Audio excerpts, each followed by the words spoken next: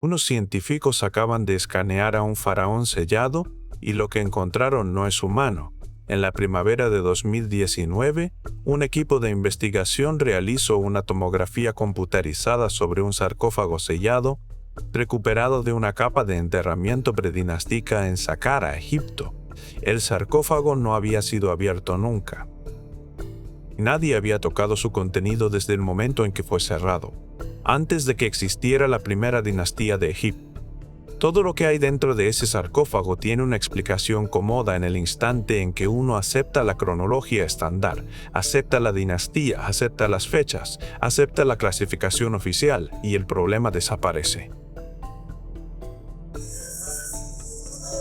Pero hay un problema. El esqueleto que hay dentro no encaja en ninguna categoría morfológica humana conocida. El volumen craneal está un 30% por encima del máximo registrado en cualquier muestra egipcia, dinástica o predinástica. La densidad ósea de la diáfisis femoral queda fuera de todos los rangos poblacionales de la base de datos de antropología forense que el equipo utilizó. Los marcadores de colágeno sitúan el enterramiento antes del año 3100 a.C., pero el perfil biológico del individuo que hay dentro no pertenece a ninguna población humana conocida que viviera en ese momento, ni en ningún otro momento de la historia. Y el Museo del Cairo catalogó el caso bajo una clasificación interna restringida en agosto de 2019. No se ha publicado ningún artículo revisado por pares sobre los hallazgos. El radiólogo principal del equipo de investigación no ha concedido una sola entrevista pública desde que el estudio concluyó, y sin embargo, los datos existen. Los escaneos existen. Las mediciones están en un archivo, dentro de una institución que no las ha hecho públicas. Este video trata sobre lo que dicen esas mediciones, a dónde conducen, y por qué tres tradiciones antiguas completamente separadas entre sí, el libro de Enoch, el registro jeroglífico de Saqqara y una tablilla de arcilla sumeria sellada bajo tierra antes del diluvio, describen exactamente la misma categoría de ser, utilizando los mismos marcadores biológicos que aparecieron dentro de aquel sarcófago. Hay un bloque de piedra caliza en el almacén del sótano del Museo del Cairo. No ha estado expuesto al público desde 1973. Su número de catálogo es G89289. Mide aproximadamente 1,22 m de ancho. Y está tallado en una de sus caras con un registro jeroglífico que no coincide con ninguna escena conocida del canon religioso egipcio estándar. No es una procesión funeraria, no es una coronación, es una secuencia de construcción. Figuras que dirigen la colocación de grandes formas de piedra utilizando instrumentos que no aparecen en ningún inventario documentado de herramientas egipcias. El bloque fue excavado en 1971. En una cámara subsidiaria sellada bajo Saqqara, por el Dr. Jean-Philippe Lauer, un egiptólogo francés que pasó 7 décadas de su vida en ese yacimiento. Sus notas de campo describen la cámara como anterior al complejo circundante de la pirámide escalonada, no anterior por unos cuantos años, sino por siglos. El Museo del Cairo lo catalogó en 1974 como relieve ceremonial predinástico, procedencia incierta. Desde entonces no se ha publicado ningún estudio iconográfico sobre él. Los seres representados en ese bloque están etiquetados con un glifo jeroglífico, compuesto que los egiptólogos han traducido como aquellos que vinieron antes del conteo de los años. Los glifos compuestos de esa construcción son designaciones categóricas precisas, reservadas para clases específicas de seres. Este glifo no aparece en ningún otro lugar del canon dinástico formal, pero la descripción física de los seres que etiqueta aparece en 3 lugares distintos, repartidos en 2 continentes, registrada por civilizaciones sin ningún contacto conocido entre sí. Esa convergencia no es una coincidencia, es un patrón de datos. Y la tomografía de 2019 es el punto exacto en el que ese patrón deja de ser teórico y empieza a ser físico. El sarcófago fue localizado durante un estudio de radar de subsuelo llevado a cabo por el consorcio Scan Pyramids en 2018, con equipos de universidades francesas y japonesas. el estudio identificó múltiples cámaras selladas bajo el complejo predinástico de Saqqara, cámaras cuyas dimensiones eran incompatibles con cualquier elemento arquitectónico conocido del yacimiento. El Ministerio de Antigüedades egipcio las clasificó como estructuralmente sensibles. La mayoría siguen selladas. No se han emitido permisos de excavación. Una sola cámara fue abierta. El sarcófago estaba dentro. Lo que la tomografía reveló empieza por el cráneo. La morfología craneal en los restos egipcios predinásticos se agrupa en un rango coherente con las poblaciones del norte de África y del Levante. El individuo del sarcófago de Saqqara queda enteramente fuera de ese grupo. La bóveda craneal está alargada siguiendo un patrón que no es compatible con la deformación craneal artificial, esa práctica que modifica la forma externa del cráneo, pero que no aumenta su volumen interno. El volumen interno de este cráneo supera en un 30% el máximo registrado en cualquier muestra egipcia. Eso no es un error de redondeo. Un 30% por encima del máximo sitúa a este individuo en una categoría que no tiene nombre en la literatura de antropología forense actual, porque ninguna muestra confirmada ha producido jamás esas cifras en un contexto egipcio. El esqueleto postcraneal cuenta una historia paralela. La diáfisis femoral muestra una densidad ósea cortical que el radiólogo del equipo describió como incompatible con cualquier población humana registrada, no incompatiblemente alta, del modo en que se densifican los huesos de un atleta, incompatible en un sentido estructural. La arquitectura microscópica del tejido óseo no coincide con la disposición del hueso cortical humano normal. Coincide con algo, sí, pero aquello con lo que coincide no está en ninguna base de datos comparativa publicada. La conservación del colágeno fue suficiente para realizar un análisis isotópico. Los resultados de carbono 14 sitúan el enterramiento entre el año 3400 y el año 3150 a.C. Eso es anterior a la primera dinastía. El individuo de ese sarcófago murió antes de que Egipto tuviera un faraón, antes de que Narmer unificara las dos tierras, antes de que existiera el sistema jeroglífico, antes del conteo de los años en el lenguaje exacto tallado en aquel bloque de piedra caliza. Y aquí es donde el registro egipcio deja de estar aislado y empieza a conectarse con algo mucho más antiguo. En 2019, un equipo de investigación en genómica dirigido por el Dr. Eske Willerslev en la Universidad de Copenhague publicó un estudio de referencia sobre Adnantiguo que abarcaba material genético de 166 individuos procedentes de yacimientos funerarios egipcios predinásticos y del dinástico temprano. El estudio confirmó patrones migratorios ya conocidos.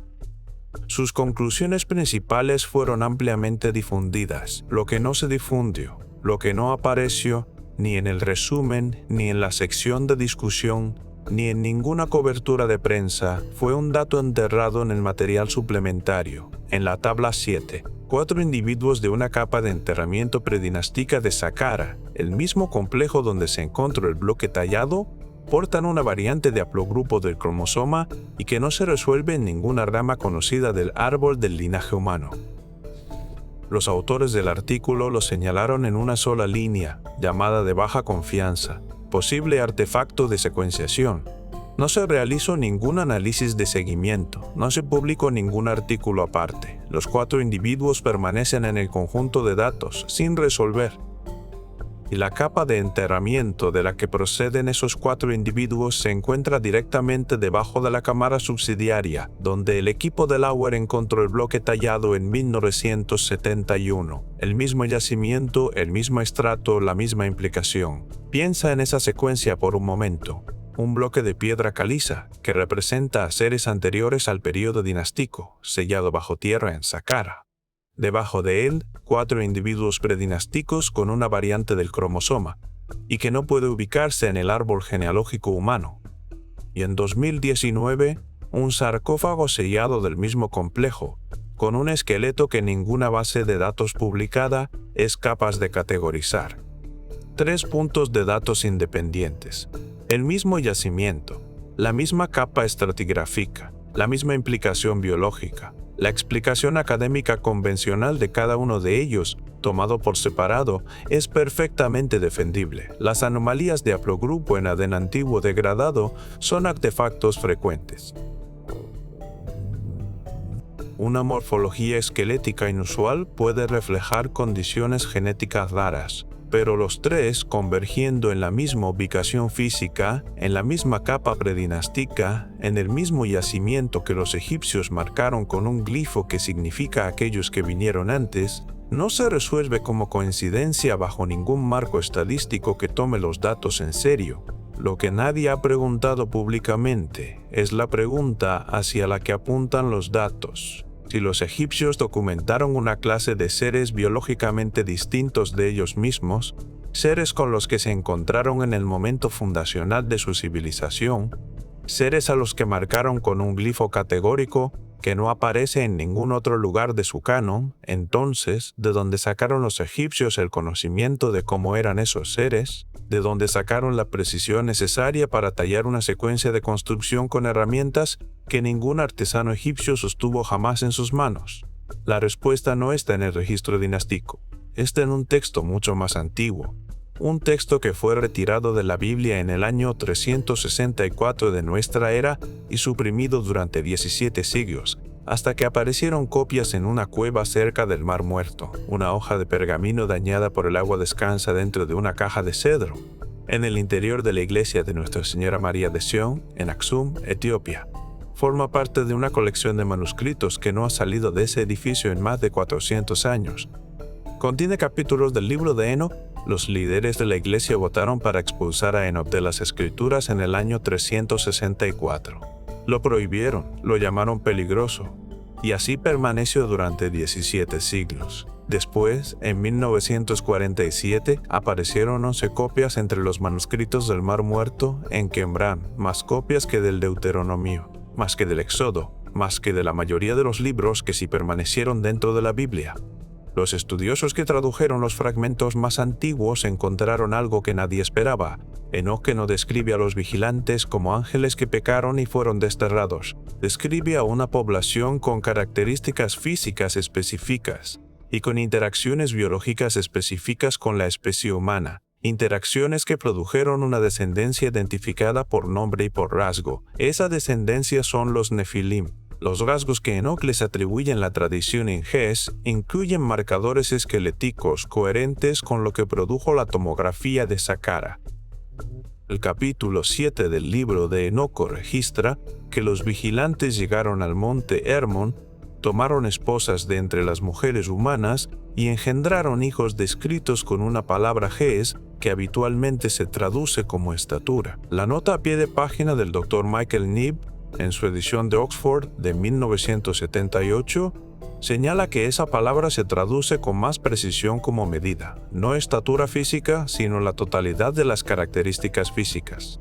Un aumento del 30% en el volumen craneal por encima del máximo humano no exige una altura imposible, exige una criatura cuya medida biológica difiera de la norma humana de un modo detectable en el hueso. El capítulo 15 del libro de Enoc aborda lo que sucede con los Nefilim después del diluvio. La lectura estándar dice que sus espíritus se convierten en espíritus malignos que vagan por la tierra, pero el texto en Ges, en el versículo 8, es más preciso. Los cuerpos de los Nefilim fueron colocados en la tierra, no destruidos, colocados. El Ges utiliza un verbo que implica una inhumación intencionada. Y después, el pasaje dice que su naturaleza física, su disposición de ser, permaneció tal como estaba en el momento de su colocación. Aquello que fue puesto en el suelo conservó su estructura biológica. Un texto de 2200 años de antigüedad que describe el enterramiento intencionado de seres con una arquitectura biológica no humana en la misma región y dentro del mismo marco temporal predinástico en el que aparecen 4 individuos de Saqqara cuyo ADN se resuelve en el árbol genealógico humano y un esqueleto con mediciones que ninguna base de datos publicada puede igualar. El libro de Enoc nombra a los vigilantes uno por uno. Semiasa, que dirigió el descenso, Azazel, que enseñó a la humanidad las armas y la metalurgia. Baraquel, que enseñó la astrología. Cocabiel, que enseñó las constelaciones. Cada nombre en GES es un título descriptivo, no un nombre propio. La doctora Margaret Barker señaló en un artículo de 2008 que la traducción de Reja Charles despojó a esos nombres de su contenido semántico, convirtiéndolos en simples etiquetas en lugar de identificadores. El texto está enumerando funciones. El glifo egipcio del bloque de piedra caliza funciona exactamente igual. Aquellos que vinieron antes del conteo de los años no es un nombre. Es una designación categórica que identifica una clase, del mismo modo en que un taxonomo documenta una especie, algo que exige su propio glifo compuesto porque ninguna etiqueta existente resultaba suficiente. Tanto la tradición de Enoch como el registro egipcio apuntan al mismo problema. Los seres con los que se encontraron necesitaban una categoría nueva, y el registro babilónico es anterior a los dos. En el archivo del Museo Británico hay una tablilla de arcilla recuperada durante la excavación de la antigua ciudad de Ur, dirigida por Sir Leonard Woolley en 1922. Fue hallada en octubre, en una cámara sellada bajo la capa del diluvio. El estrato que Woolley identificó como una inundación regional masiva fechada aproximadamente en el año 2900 a.C. El fragmento paso décadas guardado en el almacén del museo antes de que la doctora Franziska Voss, de la Universidad de Heidelberg, lo identificara en 2011 como un texto no traducido hasta ese momento. Lo que Voss encontró en el 70% que ha sobrevivido no es lo que nadie esperaba. El texto está escrito enteramente en tiempo pasado. Cada acontecimiento está formulado como algo que el autor presenció y registró para un lector que llegaría más tarde. La literatura profética sumeria emplea siempre la forma condicional. Si la luna aparece rodeada por un halo, el rey morirá. El fragmento de Ansu no utiliza ni una sola construcción condicional. Su gramática es testimonio. El autor no está pronosticando, el autor está recordando. El texto describe una serie de cambios observables que precedieron al acontecimiento que el autor llama, en la traducción de Voss, el día en que se abrió el abismo superior. El compuesto sumerio, que Voss traduce de este modo, Anapsu-Bala, no aparece en ninguna otra tablilla conocida. An significa cielo. Apsu es el abismo primordial, el océano subterráneo. Bala significa dar la vuelta, invertir, abrir desde abajo hacia arriba. Aquello que el autor presenció atravesó un límite que falló desde dentro hacia afuera. Los cambios observables son 9 en el texto conservado. El agua que sube sin que llueva, el suelo que se vuelve blando, las aves que vuelan en contra de sus patrones estacionales, los instrumentos que pierden la dirección, la vibración de baja frecuencia que se apaga, y entonces el límite se abrió. Lo que atravesó ese límite está en el 30% dañado de la tablilla. Lo que Voss sí ha podido confirmar es que aquello que vino a través del límite se describe utilizando una clasificación biológica. No una palabra para espíritu ni una palabra para Dios, sino una designación para una categoría distinta de ser, una categoría que exigió su propio término porque el vocabulario existente no estaba construido para contenerla. El diario personal de Woolley contiene un detalle que el Museo Británico nunca ha abordado formalmente, 14 de octubre de 1924. La arcilla que sellaba la entrada de la cámara había sido aplicada desde dentro, sin ningún mecanismo por el cual alguien pudiera haber salido después. Alguien entró en esa cámara y no volvió a salir. Dejó la tablilla en el suelo y esperó aquello que sabía que se acercaba por encima de su cabeza. La capa del diluvio que hay sobre esa cámara está datada por 3 análisis independientes de radiocarbono en torno al año 2900 a.C. La tablilla termina con una sola línea que Voss señala como el único pasaje del que tiene plena confianza. Porque los símbolos son grandes, están presionados profundamente en la arcilla y no han sufrido daños. Ella lo traduce así: ya sabes lo que es esto, has visto las señales. La única pregunta que queda es qué harás durante los 3 días en que el límite esté abierto. Esa línea está ahora mismo en el Museo Británico, dentro de una caja de almacenamiento en un sótano, junto a un bloque de piedra caliza del Museo del Cairo que los egipcios sellaron bajo tierra y nunca recuperaron, junto a un conjunto de datos genómicos con 4 individuos que no pueden ubicarse en el árbol genealógico humano. junto a una tomografía que una institución gubernamental clasificó y sobre la que un equipo de investigación dejó de hablar. La intersección de todos estos hilos apunta hacia una sola conclusión. El libro de Enoch registra una geografía concreta para el descenso de los vigilantes. El monte Hermón, allí donde el corredor levantino se encuentra con el valle alto del Jordán, 200 de ellos descendieron, prestaron un juramento, comprendieron que aquello acabaría en su encarcelamiento y lo hicieron de todos modos. El capítulo 10 registra la sentencia. Azazel atado de pies y manos. Semiasa enterrado durante 70 generaciones bajo la tierra, allí donde los ríos convergen. El encarcelamiento de los vigilantes es anterior al diluvio. Las anomalías biológicas de Saqqara se fechan entre el año 3400 y el 3150 a.C., es decir, antes de la capa del diluvio de Wuli en Ur, fechada en el 2900. Los 4 individuos de la tabla 7 pertenecen al mismo marco temporal anterior al diluvio, enterrados a lo largo del corredor del Nilo, conectado por antiguas rutas comerciales con el Levante y con el monte Hermón. No estás viendo anomalías aisladas en conjuntos de datos separados. Estás viendo un rastro que 3 tradiciones antiguas documentaron por igual. El registro egipcio lo talló en piedra. La tradición hebrea lo escribió en arameo, la tradición babilónica lo presionó en arcilla, y un hombre se selló a sí mismo dentro de una cámara con ello. Las 3 dicen exactamente lo mismo. Algo biológicamente distinto de la especie humana estuvo presente aquí antes del diluvio y dejó rastros físicos que las civilizaciones posteriores documentaron y después sellaron. La pregunta que los datos de la tomografía sacan a la luz es una que la cronología estándar no puede absorber. Si el individuo del sarcófago de Saqqara es predinástico, con una arquitectura ósea que queda fuera de todas las bases de datos humanas, enterrado en el yacimiento que los egipcios marcaron con el glifo de aquellos que vinieron antes, entonces los egipcios no inventaron a sus dioses.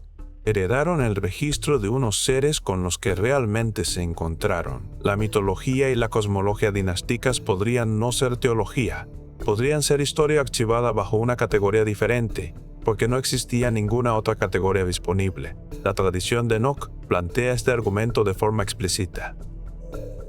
El capítulo 15 describe a los vigilantes como seres físicos con una disposición biológica distinta de la humana.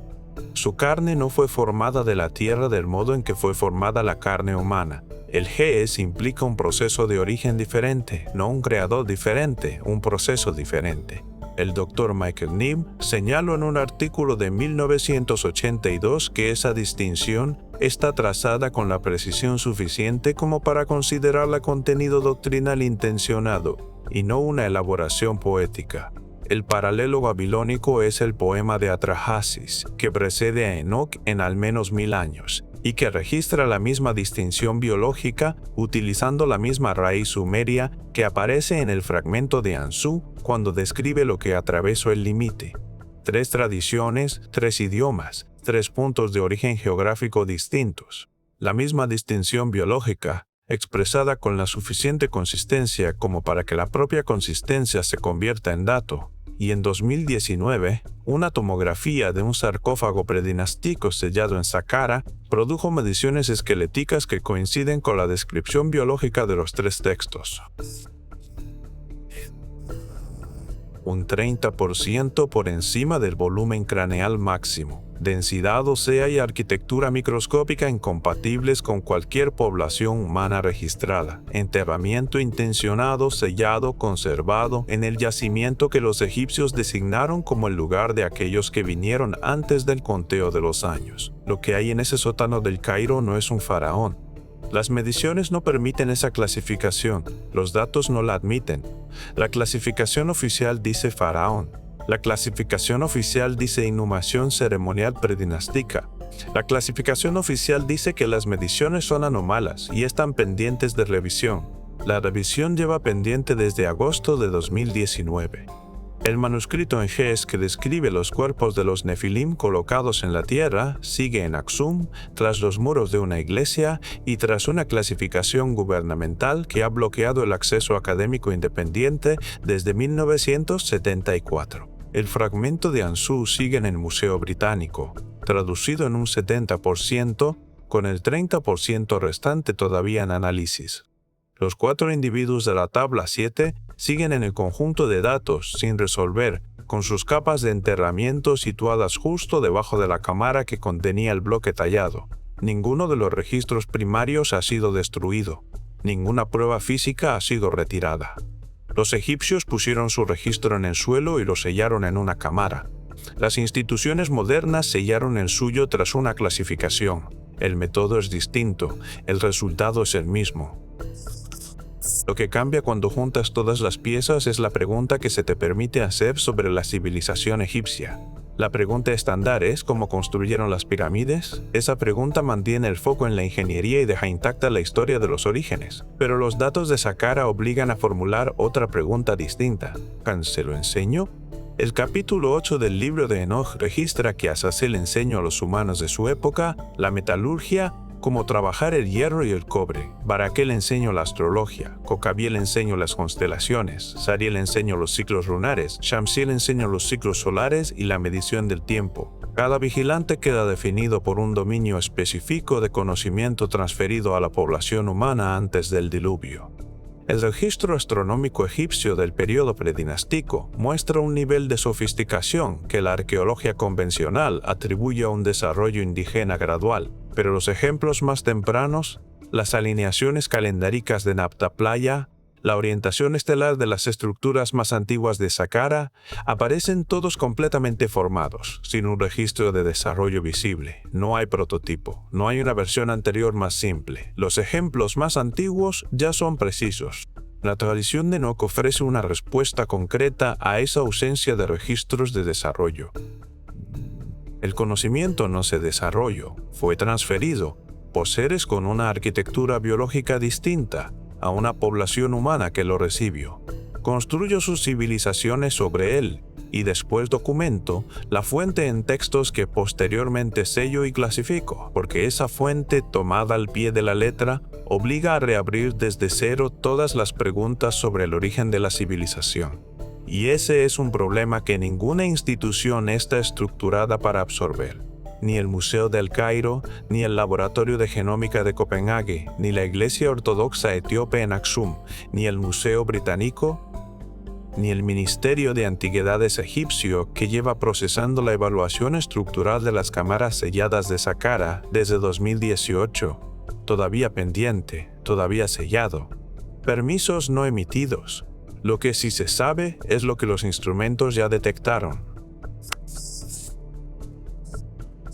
En estudio de Agadar de Scam Pyramids, identificó al menos 3 cámaras subterráneas bajo el complejo predinástico de Saqqara, cuyas dimensiones y profundidad son incompatibles con cualquier elemento arquitectónico conocido del yacimiento. Una cámara fue abierta. Contenía el sarcófago. Las mediciones de ese sarcófago están en un archivo restringido.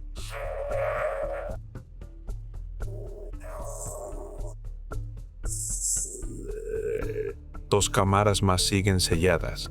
La pregunta no es si hay algo en esas cámaras. Esradar ya ha respondido a eso. La pregunta es qué harán las instituciones cuando la evaluación concluya. Y la pregunta que hay debajo de esa, la que apuntan a la vez la tradición de Enoch, la tablilla babilónica y el bloque de piedra caliza egipcio, es si las personas que tomen esa decisión estarán preparadas para aquello que los datos de la tomografía sugieren que sigue ahí abajo.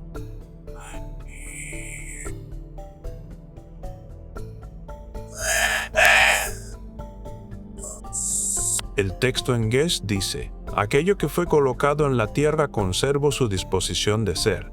Y la palabra conservo está en tiempo presente en el original. No conservo en el momento del enterramiento. Conserva, es decir, todavía lo hace. El sarcófago de Saqqara fue sellado antes de la primera dinastía. La tomografía encontró mediciones que ninguna base de datos humana puede explicar. El registro egipcio que había sobre el etiqueto, al ser que hay dentro con una categoría que se traduce como aquellos que vinieron antes del conteo de los años. La tablilla babilónica bajo la capa del diluvio describió lo que atravesó el límite utilizando esa misma clasificación biológica. y el libro de Enoch registra el enterramiento intencionado de seres cuya naturaleza física permaneció tal como estaba en el momento de su colocación. Los datos están en los archivos. Los archivos están en las instituciones. Las 2 cámaras restantes de Saqqara siguen selladas, y aquello que el radar encontró dentro de ellas está exactamente donde ha estado durante 5000 años esperando los permisos.